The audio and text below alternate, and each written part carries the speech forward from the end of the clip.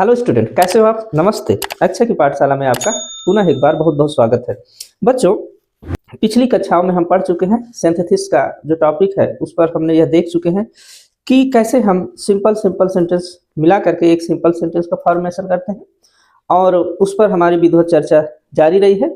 तो अगर आपने उन वीडियोज को नहीं देखा है तो पहले उनको देख कर आइए। इसके उपरांत हमने यह देखा कि कैसे सिंपल सिंपल सेंटेंस मिल करके एक कॉम्प्लेक्स सेंटेंस का निर्माण हम करते हैं। उस पर भी हमने एक पिछले वीडियो में इस पर एक भूमिका के रूप में एक क्लास ले चुके हैं। तो अगर आपने नहीं देखा है तो पहले प्लीज वो वीडियो देखकर आइए। है क्या कि जब आप उसे देख लेंगे तभी इस क्लास पे अच्छा लिंक लगा पाएंगे, अच्छा लिंक आपका बैठ जाएगा। तो मेरा मानना है, मेरा सजेशन है कि पहले पिछला वीडियो आप जरूर देखें।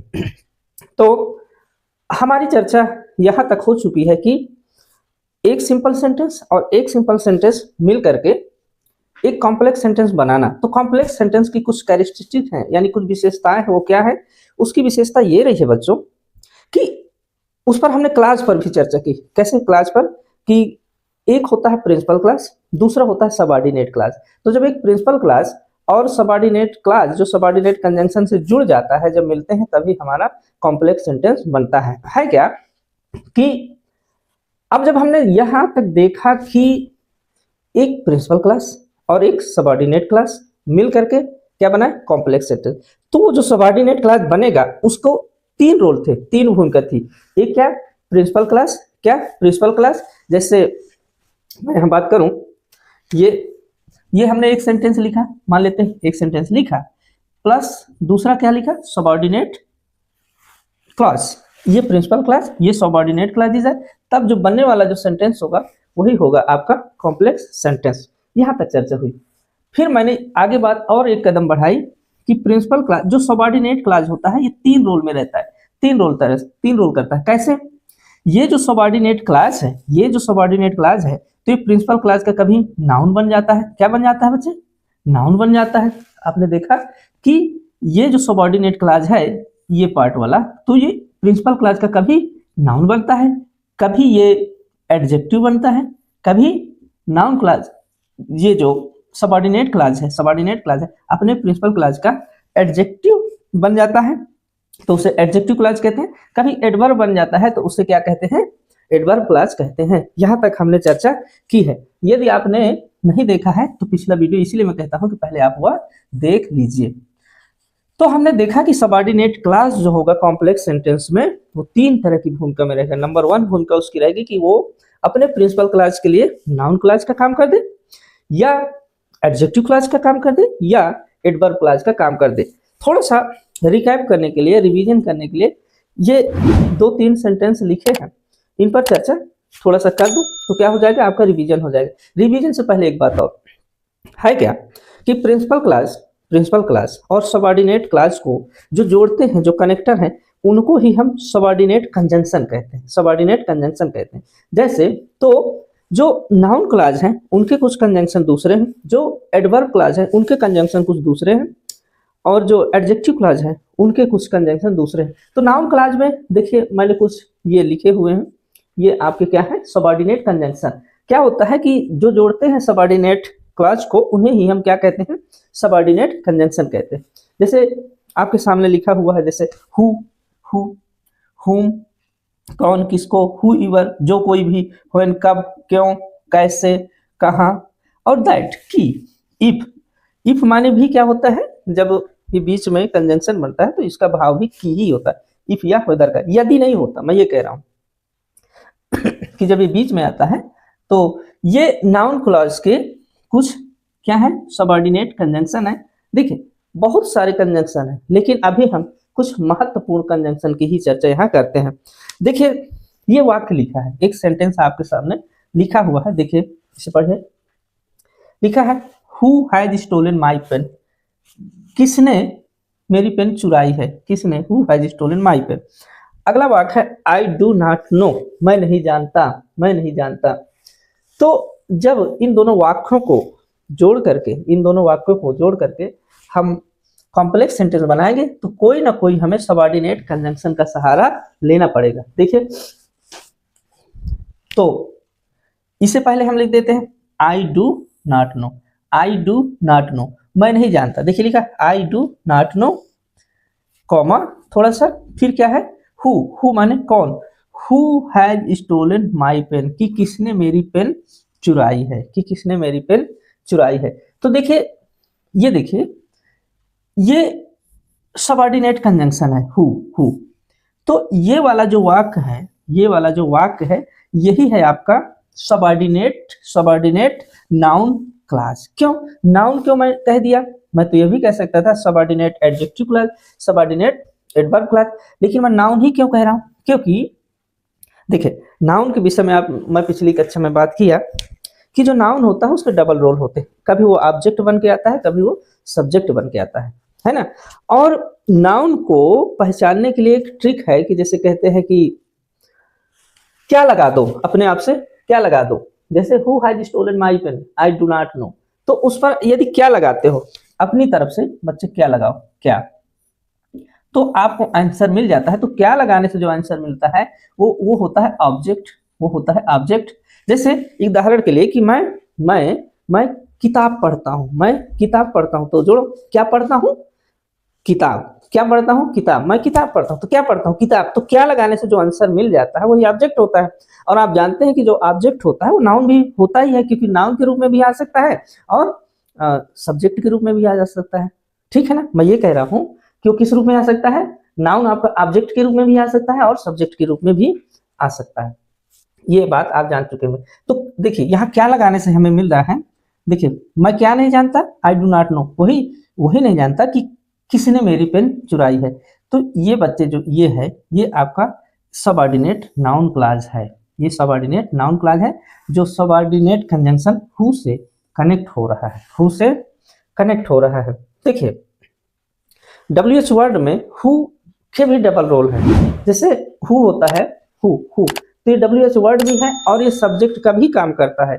जैसे आपने देखा हो, जैसे WH वर्ड में जैसे मान लेते हैं कि व्हाई है, तो इसका रूप नहीं चलता ना कि 3 रूप हो इसके, लेकिन आप देखेंगे कि हु के 3 रूप चलते हैं, जैसे हु, हुज, हुम। और जैसे आई, माई, मी जैसे प्रोनाउन के रूप चलते हैं, तो इसके भी रूप चलते हैं। बाकी किसी WH वर्ड के ऐसे 3 रूप नहीं होते, 3 फॉर्मेट नहीं होते हैं, तो इसीलिए कहते हैं कि डबल रोल में होता है। सब्जेक्ट के भी रूप में होता है, क्यों, क्योंकि सब्जेक्ट की तरह व्यवहार करता है, प्रोनाउन की तरह व्यवहार करता है, और WH वर्ड के रूप में होता ही है ना। तो यहाँ पर जो है ये हु जो लिखा है, तो WH वर्ड भी है, WH वर्ड भी है और इसी में सब्जेक्ट छिपा है कि हु हैज स्टोलन पेन, कि किसने मेरी पेन चुराई, ठीक है ना। अब एक सेंटेंस और देखते हैं, जैसे someone will marry you, he will be lucky.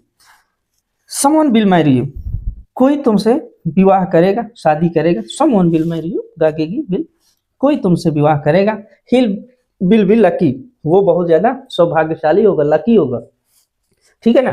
तो हम इसको क्या, अब ये कंजंक्शन हु इवर का मतलब बच्चे होता है जो कोई भी, हु इवर मतलब होता है जो कोई भी, तो हम समवन की जगह ये सबऑर्डिनेट कंजंक्शन हु इवर लगा देते हैं। हु इवर मैरी यू, जो कोई भी तुमसे विवाह करेगा, विल बी लकी, वो क्या होगा, बहुत लकी पर्सन होगा। तो देखिए है क्या कि हु इवर, जो कोई भी, मैरी यू, जो भी तुमसे मैरी करेगा, शादी करेगा, तो क्या है ये इतना, ये पार्ट आपका हो गया सबऑर्डिनेट नाउन क्लास। कोई व्यक्ति है तो नाउन बन सकता है, और विल मैरी यू, वो तुमसे शादी करेगा, तो ये आपका प्रिंसिपल क्लास है। अब प्रिंसिपल क्लास के लिए ये वाला जो पार्ट है सबऑर्डिनेट नाउन क्लास, ये नाउन का काम कर रहा है ना। दूसरा वाक्य देख लेते हैं, विल ही कम, क्या वह आएगा, विल ही कम, क्या वह आएगा, it is not known to me, ये मुझे नहीं पता कि वो आएगा, इसके विषय में मुझे नहीं पता है।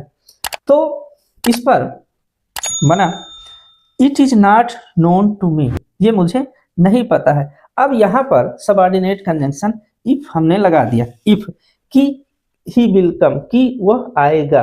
तो मैंने इफ यहाँ क्यों लगाया, थोड़ा गौर करिए।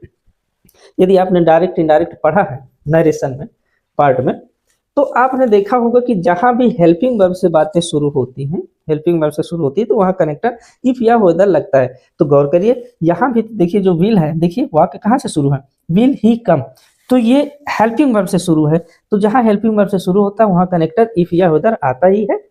तो देखिए it is not to me, if he will come कि वह आएगा, तो ये वाला जो पार्ट है बच्चे, it is not known to me, ये मुझे नहीं पता है, इफ ही विल कम क्यों आएगा, तो ये आपका प्रिंसिपल क्लॉज है और ये आपका सबऑर्डिनेट नाउन क्लॉज है। तो इन उदाहरणों के माध्यम से आपको यह पता चला होगा कि अपने प्रिंसिपल क्लॉज के लिए सबऑर्डिनेट जो क्लॉज है वो कभी नाउन बन जाता है, कभी एडजेक्टिव बन जाता है, कभी एडवर्ब बन जाता है। लेकिन अभी तक हमने चर्चा एडजेक्टिव की नहीं की है, एडवर्ब की नहीं की है। तो अभी तो ये एक रिकैप था किसका, कॉम्प्लेक्स सेंटेंस जो हम फॉर्मेट कर रहे थे, तो उसका ये क्या था, एक रिवीजन था कि कैसे प्रिंसिपल क्लॉज के लिए सबऑर्डिनेट क्लॉज नाउन क्लॉज के रूप में काम करता है। तो इसे आप थोड़ा सा नोट डाउन कर लीजिए। तो अब हमारी चर्चा आगे किस पर हो, प्रिंसिपल क्लॉज और किसको जोड़ेंगे, प्लस एडवर्ब क्लॉज, कि अपने प्रिंसिपल क्लॉज के लिए कैसे एडवर्ब के रूप में सबऑर्डिनेट क्लॉज काम करेगा। तो इसे आप थोड़ा सा अपनी कॉपी में नोट डाउन कर लीजिए या स्क्रीनशॉट ले लीजिए। तो स्टूडेंट अब हम अपनी अगली चर्चा क्या सबऑर्डिनेट एडवर्ब क्लॉज की ओर बढ़ाते हैं। अभी तक तो हमने सबऑर्डिनेट नाउन क्लॉज की बात कर रहे थे, अब हम बात करेंगे एडवर्ब क्लॉज पर। है क्या एडवर्ब, है क्या एडवर्ब, एडजेक्टिव ऑफ वर्ब, यानी हमारी जो मेन वर्ब होती है उनकी विशेषता बताता है, जो उसी को एडवर्ब कहते हैं। आप यह बात अच्छी तरह से जानते हैं। जैसे एडजेक्टिव में आपने देखा कि नाउन या प्रोनाउन को क्या करता था, उसकी अतिरिक्त जानकारी देता था एडजेक्टिव। तो एडवर्ब किसकी अतिरिक्त जानकारी देगा, वर्ब का। Adjective of verb adverb. तो अब ये जो एडवर्ब है, एडवर्ब के विषय में यह है कि ये जो एडवर्ब है ये अपने प्रिंसिपल क्लॉज के लिए किस रोल में आएगा, कि उसका एडवर्ब बन के आएगा, नाउन बन के नहीं आएगा। इस बार क्या बन के आएगा, अपने प्रिंसिपल क्लॉज का एडवर्ब बन के आएगा। तो एडवर्ब आप पढ़िए पहले अच्छे से, मैं क्या है वो एडवर्ब क्लॉज के सबऑर्डिनेट कंजंक्शन यहाँ पर थोड़ा सा लिख रखा है, इस पर थोड़ा सा गौर करिए।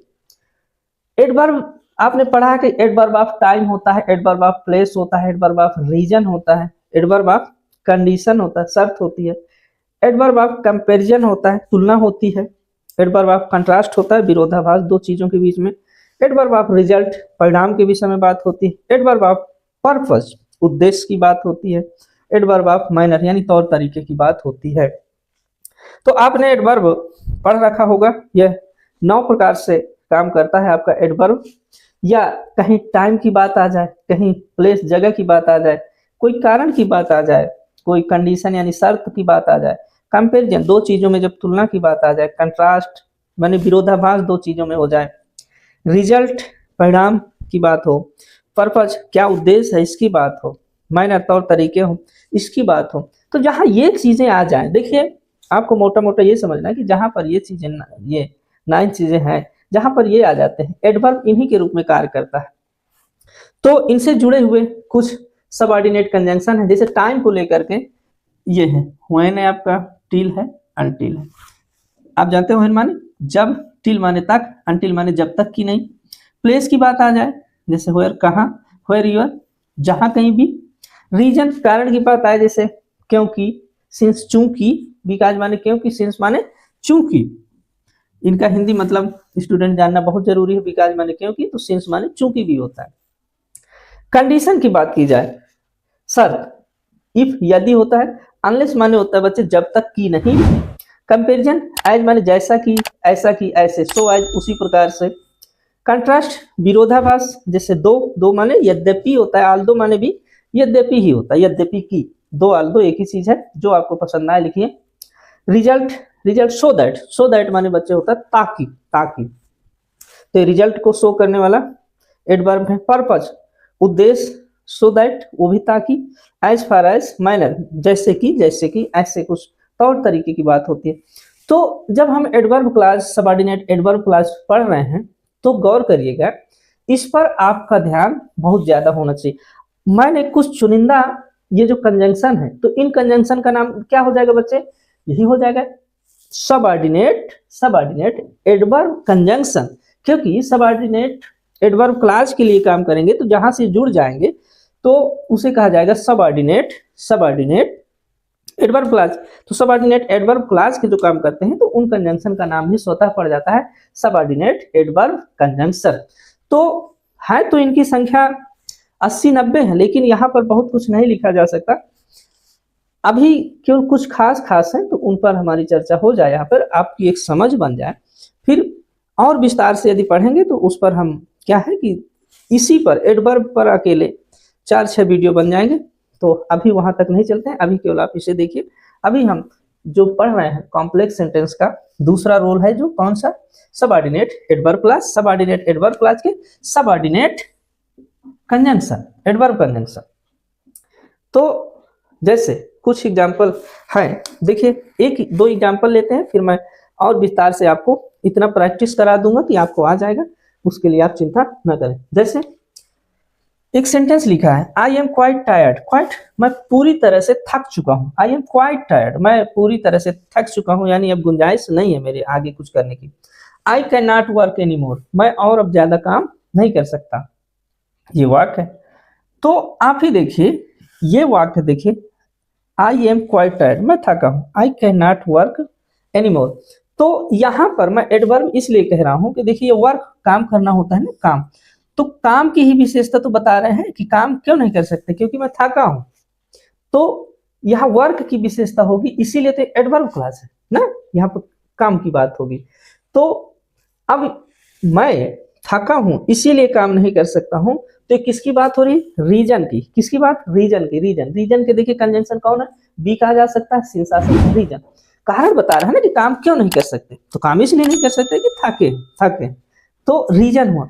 तो ये एडवर्ब आप रीजन है, तो ये वाले ये कंजंक्शन लग सकता है, ये कंजंक्शन लगता है, क्योंकि ये दोनों सेंटेंस में कारण शो कर रहा है।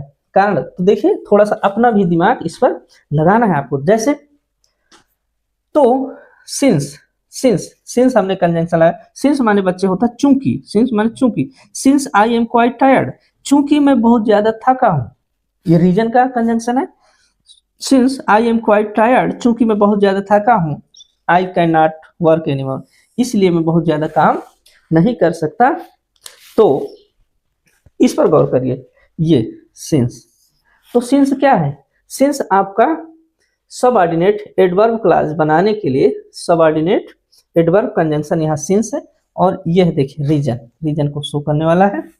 तो ये सिंस हमने कंजंक्शन लगा दिया।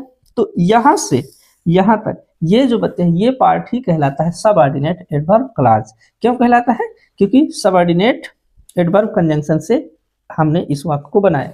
और ये हुआ I am not work anymore, ये इसका बच्चे हुआ प्रिंसिपल क्लास। तो इस प्रिंसिपल क्लास के लिए काम ये क्या कर रहे हैं, काम ये कर रहे हैं कि उनका विशेषता बता रहे हैं, उनकी विशेषता बता रहे हैं। तो एडवर्ब के रूप में इसका इस प्रिंसिपल क्लास का ये सबऑर्डिनेट क्लास एडवर्ब का काम कर रहे हैं इनके लिए, तो इसीलिए इसका नाम सबऑर्डिनेट एडवर्ब क्लास है। और 1-2 एग्जांपल, जैसे आई कैन नॉट, हाँ अभी तो सिंस हमने बात की, थोड़ा सा इस पर बिकॉज लगा दे, है क्या। देखिए ग्रामर का ये रूल है, पुराने जो ग्रामरियन है, जो व्याकरणाचार्य है, वैयाकरण है जो हिंदी में बोले तो क्या है, सिंस यदि लगाना हो तो पहले लगता है, सिंस यदि लगाना हो तो सेंटेंस की शुरुआत में ही लगता है। और यदि आप बिकॉज लगाते हैं, बिकॉज मैंने क्योंकि, तो वो अक्सर बीच में आता है। तो आइए बिकॉज का भी मैं यूज करके आपको दिखा देता हूँ। अब हम इस वाक्य को ऐसे लिखेंगे, I can not work any more, लिख दिया, I can not work any more because I am quite tired. तो देखिए since I am quite tired यहाँ पर हुआ because I am quite tired. तो बिकॉज क्या है, रीजन दर्शाने वाला एडवर्ब कंजंक्शन है। तो हमने बिकॉज से भी और सिंस से भी ये प्रूव करके आपको दिखाया। और एक सेंटेंस और देखते हैं, जैसे क्योंकि देखिए सीधी सी बात इतनी सी है, आप इससे गौर करिए कि जब हम सबऑर्डिनेट एडवर्ब क्लास पढ़ेंगे तो परीक्षा में इससे बाहर तो कुछ नहीं पूछना है। बाकी आपको एमए करना है, बहुत ज्यादा जानकारी लेना है, तो उस पर भी वीडियो बन जाएंगे। Time, place, reason, condition, comparison, contrast, result, purpose, manner, इन्हीं में से इनसे अलावा आज तक तो नहीं पूछेगा भी नहीं। तो आप, मैं समझता हूं कि मेरे अनुसार परीक्षा पहले आप परीक्षा का प्रिपरेशन करिए और इन्हीं पर रहिए, इससे बाहर कुछ नहीं है ना। तो जैसे रीजन का हम देख लिया, जैसे लर्न योर लेसन, अपना अपना जो पाठ है उनको पढ़िए, लर्न योर लेसन, अपने पाठ पढ़िए। You will pass in examination, you will pass in examination, अपने पाठ या सबक को पढ़िए तब आप परीक्षा में पास हो जाएंगे। तो गौर करिए इसमें क्या कह रहा है दो कि पढ़िए तो पास हो जाएंगे। तो कहीं ना कहीं आपको नहीं लगता कि इसमें शर्त दिखा रहे हैं, शर्त कर रहे हैं कि यदि पढ़ोगे तभी पास होगे, नहीं पढ़ोगे तो नहीं पास होगे। तो क्या ये कंडीशन में नहीं कह सकता, ये कंडीशन यानी होता है बच्चे शर्त रखिए, शर्त ये है कि पढ़ोगे तो पास होगे, नहीं पढ़ोगे तो अंजाम आपको पता है। तो ऐसे वाक्य को हम जब सबऑर्डिनेट एडवर्ब क्लॉज बनाएंगे तो इफ या अनलेस कोई हमारा सबऑर्डिनेट कंजंक्शन बनेगा। तो देखिए लिखा है इफ यू विल लर्न, यदि तुम पढ़ते हो, यदि आ गया ना condition, you will pass in the examination, तो आप परीक्षा में पास हो जाओगे। कहने का मतलब ये है कि यहाँ पर देखिए इफ आ गया, इफ आप देख रहे हैं तो इफ क्या है, एडवर्ब कंजंक्शन इफ लगा हुआ है, तो आप इसे देखिए। तो इसे जगह इनफ है, इसका स्क्रीनशॉट ले लीजिए या आप अच्छे से लिख लीजिए। तो मैं और ज़्यादा से ज़्यादा आपको प्रैक्टिस कराऊं ताकि आपके कॉन्सेप्ट क्लियर हो। तो हमने रीजन की बात की, देखिए हमने कंडीशन की बात की, और दो चार जो बच्चे हैं उन पर भी हम विधिवत चर्चा कर लें। तो मैं चाहूँगा कि बच्चे इसका इत्मीनान से आप नोट डाउन कर लीजिए या स्क्रीनशॉट ले लीजिए, फिर हम और ज़्यादा जो सेंटेंसेज हैं उन पर प्रैक्टिस करते हैं। तो बच्चों आइए और हम कुछ उदाहरणों के द्वारा, कुछ एग्जाम्पल के द्वारा कैसे हम प्रूव करते हैं कि एडवर्ब सबऑर्डिनेट एडवर्ब क्लास के द्वारा कैसे हम कॉम्प्लेक्स सेंटेंस का फॉर्मेशन करते हैं। तो जैसा कि मैं कहता हूं कि इनको एज इट आप जो है थोड़ा सा रट लीजिए, ये काम आएंगे। इन्हीं के माध्यम से आपका कॉम्प्लेक्स सेंटेंस यदि बनाना है और उसमें एडवर्ब क्लास के द्वारा, सबऑर्डिनेट एडवर्ब क्लास के द्वारा बनाना है, तो ये सबऑर्डिनेट एडवर्ब कंजंक्शन तो पढ़ना बहुत जरूरी हो जाता है। जैसे वही है कि टाइम आ जाए, प्लेस आ जाए, रीजन आ जाए, कंडीशन, ये शर्तें आ जाए तो फिर हमें पता होना चाहिए, कुछ लॉजिक होना चाहिए ना, लॉजिक लगाना चाहिए ना कि कौन फिट हो जाएगा, कैसे, किसमें कारण परिणाम है, किसमें विरोधाभास है, किसमें टाइम की बात की जा रही है, किसमें रीजन की, किसमें कंडीशन। थोड़ा सा कॉमन सेंस का इस्तेमाल भी यहाँ करना है ना। जैसे एक वाक्य लिखा है, देखिए आप, ही वेंट टू मार्केट, वह बाजार गया, आप जान चुके होंगे। He went to market, he wanted to buy a book, तो वो बाजार गया और वो किताब खरीदना चाहता है। तो कॉमन सेंस लगाइए, इन दोनों वाक्यों में कैसा संबंध है, इन दोनों वाक्यों में बच्चे किसका संबंध है, पर्पज का, उद्देश्य का, कि उसका बाजार जाने का कोई ना कोई टारगेट है, उद्देश्य है। तो यहाँ पर्पज के लिए जो हमारा एडवर्ब कंजंक्शन है सबऑर्डिनेट का, ये है, देखिए सो दैट। तो अब हमने इस वाक्य को जैसे बनाना शुरू किया, तो he went to market so that माने बच्चे होता है ताकि, क्या होता है, ताकि। He might buy a good mark, he might buy a book, ताकि वो क्या, एक पुस्तक खरीद सके। थोड़ा सा समझाना चाहूंगा, ये है कि सो दैट के बाद क्या होता है बच्चे, ये सो दैट है ना, तो इसके आगे क्या होता है, मे आता है। क्या आता है, मे जरूर आता है। सो दैट के बाद क्यों खरीद सके ना। तो अब आप कहोगे कि सो दैट तो आ गया, लेकिन ये मे आ गया, तो ये माइट क्यों हो गया, ये माइट क्यों हो गया, माइट इसलिए हो गया, थोड़ा सा जानकारी रखिए कि यदि आपका जो प्रिंसिपल क्लॉज है ये पास्ट टेंस में, देखिए है ना, वेंट पास्ट इंडेफिनिट टेंस है, तो पास्ट इंडेफिनिट जब टेंस होता है तो इसके अनुसार ही सबऑर्डिनेट जो एडवर्ब क्लॉज का टेंस है बनेगा, अर्थात ये भी पास्ट में होना चाहिए। तो आप तो पहले से जानते हैं कि मे का क्या हो जाता है, माइट हो जाता है। यही वो वजह है कि सो दैट के बाद मे आता है, लेकिन ये पास्ट टेंस है तो यहाँ पे मे ही है, उसका सेकंड फॉर्म है, यानी भूतकाल में आप चले गए, है ना। तो क्या बना, ही वेंट टू मार्केट, वो बाजार गया, सो दैट ताकि, he might buy a book, ताकि वह एक अच्छी किताब खरीद सके। तो ये क्या है, पर्पज को दिखाने वाला यहाँ कंजंक्शन है आपको, क्या, सो दैट के बाद मे आता है। क्या आप इस वाक्य को भली भांति समझ गए हैं। ये माइट इसलिए हुआ है क्योंकि आपका टेंस यहाँ पास्ट में है, तो उसको भी हम पास्ट में कर देते हैं। यदि ये पास्ट में ना होता तो यहाँ पर सो दैट ही में ही होता, ठीक है ना। चलिए, तो ये आप जानते हैं कि इन दोनों सेंटेंस के बीच में जो संबंध है एडवर्ब का, वो किसका है, पर्पज का है, उद्देश्य का है। बाजार जाएगा तो क्या उद्देश्य लेके जाएगा, तो पर्पज के लिए देखिए सो दैट, ठीक है ना। मैं यहाँ लिख भी सकता हूँ कि सो दैट के बाद में आता है, सो दैट के बाद में आता है। चलिए ठीक है, एक और देखते हैं वाक्य। ही केम टू मी, वो मेरे पास आया, आई वॉज स्लीपिंग। अब देखो भाई, है क्या कि वो मेरे पास आया और मैं सो रहा था। तो इसमें किसकी बात हो रही है, इन दोनों वाक्यों के बीच में टाइम की बात हो रही है, कॉमन सेंस की बात है। लगाइए थोड़ा सा अपना जोर कॉमन सेंस में। तो ऐसे हम नहीं बना सकते कि जब वह आया तब मैं सो रहा था। तो आप जानते हैं कि व्हेन या जब किसका होता है, एडवर्ब क्लॉज ऑफ टाइम होता है। ये देखिए, ये देखिए, व्हेन माने जब, ठीक है। और एक और होता है व्हाइल, व्हाइल माने भी क्या होता है, उसी वक्त या जब, उसी वक्त या जब। तो देखिए इस पर हम दोनों कंजंक्शन का, सबऑर्डिनेट एडवर्ब कंजंक्शन का इस्तेमाल करके बनाते हैं। He came to me, I was sleeping, ये आपका वाक्य है। तो ही केम टू मी, वो मेरे पास आया, व्हाइल माने जब, उसी वक्त। होता क्या है कि जब दोनों काम एक साथ हो रहे होते हैं, देखिए ये भी पास्ट टेंस है, ये भी पास्ट टेंस काश में, तो जब दोनों टेंस एक होते हैं तो वहां पर व्हाइल लगा देते हैं, ठीक है ना। व्हाइल माने जब, मैं लिखे देता हूँ। ही केम टू मी, वो मेरे पास आया, व्हाइल माने उसी वक्त या जब, आई वॉज स्लीपिंग, जब मैं सो रहा था। चलिए, तो ये कंजंक्शन व्हाइल है ना। तो ये जो पार्ट है, ये ही केम टू मी, ये बच्चे प्रिंसिपल क्लास है, और प्रिंसिपल क्लास का ये सबऑर्डिनेट क्लास ये है, ये कंजंक्शन के आगे से। तो ये किस रूप में कर रहा है, एडवर्ब, सबऑर्डिनेट एडवर्ब क्लास में, ठीक है ना। अब देखिए व्हाइल से लगाया, अब हम व्हेन से बनाते हैं। व्हेन माने भी जब। व्हाइल अक्सर मध्य में आता है, बीच में आता है, व्हेन अक्सर किनारे पे आता है, पहले आता है। व्हेन ही केम, जब वह आया, आई वॉज स्लीपिंग, मैं सो रहा था।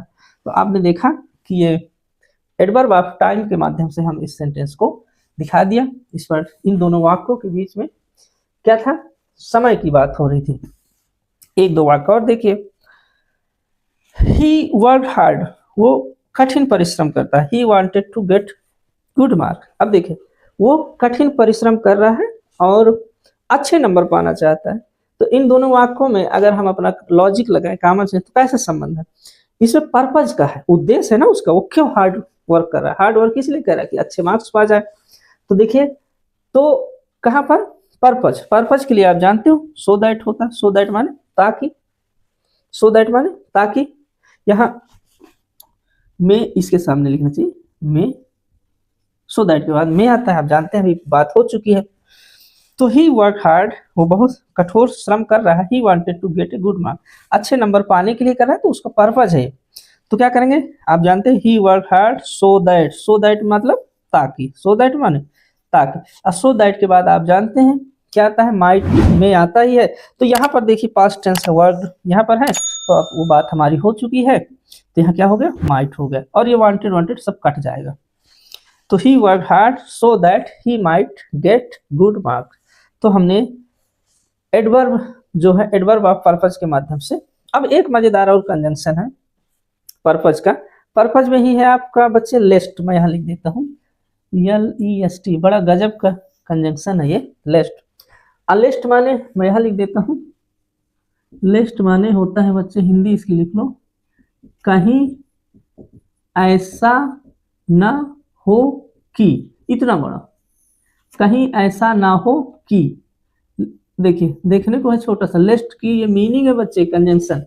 तो जो एडवर्ब कंजंक्शन है, सबऑर्डिनेट एडवर्ब कंजंक्शन, उसमें लेस्ट भी बहुत महत्वपूर्ण भूमिका है। लेस्ट मतलब क्या हुआ, लेस्ट माने कहीं ऐसा ना हो कि, इसका ये अभिप्राय है। तो देखिए पर्पज में, तो इसका एक इस्तेमाल देखते हैं। वर्क हार्ड, कठोर श्रम करो। यू में फेल, दूसरा वाक्य, तुम फेल हो सकते हो, कहीं फेल ना हो जाओ। तो इन दोनों वाक्यों में क्या है, इन दोनों वाक्यों में क्या है बच्चे, इसमें भी पर्पज दिखाया जा रहा है कि आप कठोर श्रम करो, नहीं तो क्या होगा, परिणाम भुगत ले लिए तैयार रहो। तो लिस्ट से आइए हम इसको जोड़ते हैं। तो क्या है, वर्क हार्ड, कठोर श्रम करो। लेस्ट माने कहीं ऐसा ना हो कि, ध्यान दो मेरी बातों को, वर्क हार्ड लेस्ट, कहीं ऐसा ना हो कि यू शुड फेल, कि तुम फेल हो जाओ। याद रखना, लिस्ट के बाद हमेशा शुड आता ही है, ये बात आप हमेशा याद रखेंगे। लिस्ट का और शुड का कहते हैं कि चोली दामन का साथ है, जहां लिस्ट रहेगा वहां शुद्ध तो आएगा ही आएगा। ये बात अनिवार्य रूप से आप अपने दिमाग में बैठा लीजिए। तो लिस्ट कहीं ऐसा ना हो कि, इसका भाव ये है, तो वर्क हार्ड यू में फेल, ये कठोर श्रम करो। दूसरा वाक्य क्या है, यू में फेल। तो ये तो आपका प्रिंसिपल क्लास हो गया, वर्क हार्ड कठोर श्रम करो, लिस्ट कहीं ऐसा ना हो कि यू शुड फेल, नहीं तो आप भैया फेल हो सकते हो। तो ऐसे ही तमाम वाक्य हैं और मुझे लगता है कि हम लोग समझ पाए होंगे, आप समझ पाए होंगे। अगर एक बार में नहीं चीज़ें समझ में आ रही तो एक बार आप दोबारा रिवीजन कर लीजिए, आराम से देखिए, पेन कॉपी साथ में लेके बैठिए।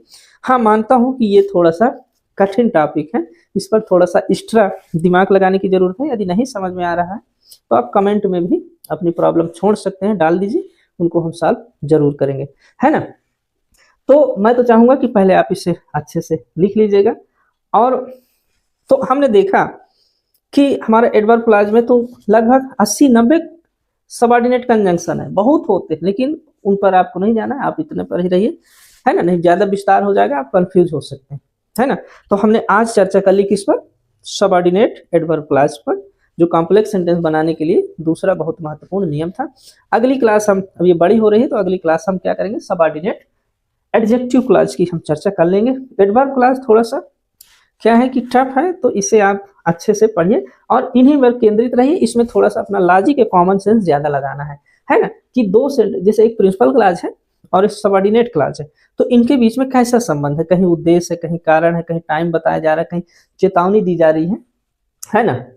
अब जैसे एक वाक्य और है, जैसे देख लेते कंट्रास्ट का, दो आल्दो मैं मौखिक आपको बताता हूँ।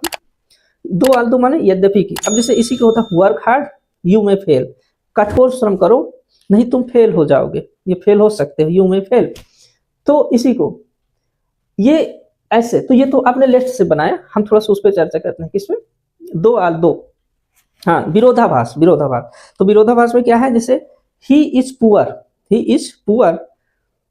एक वाक्य प्रिंसिपल का ही इज पुअर। अब दूसरा वाक्य he is honest, he is poor, he is honest. तो इन दोनों वाक्यों में कैसा संबंध है, मैं लिख के दिखाता हूं आपको।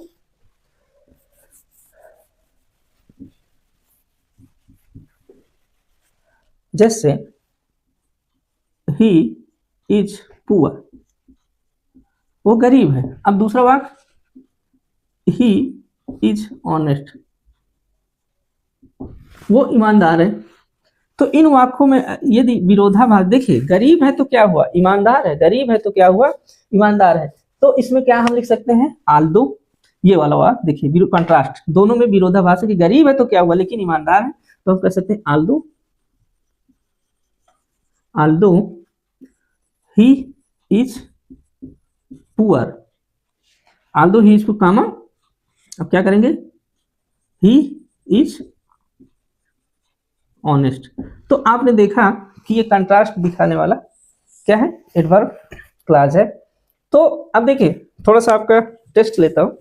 जब हम सिंपल सेंटेंस पढ़ रहे थे तो मैं बार बार आपको कह रहा था कि क्या हम, कि दो फाइनाइट वर्ब नहीं आ सकते, लेकिन अब इसमें वो शर्त नहीं है, दो आए तीन आए, है ना। जैसे देखिए एक इज यहाँ भी आया, एक इज यहाँ भी आया, तो ये दो फाइनाइट वर्ब हो गए, लिंकिंग वर्ब है, उसे फाइनाइट वर्ब हम कह सकते हैं, है ना।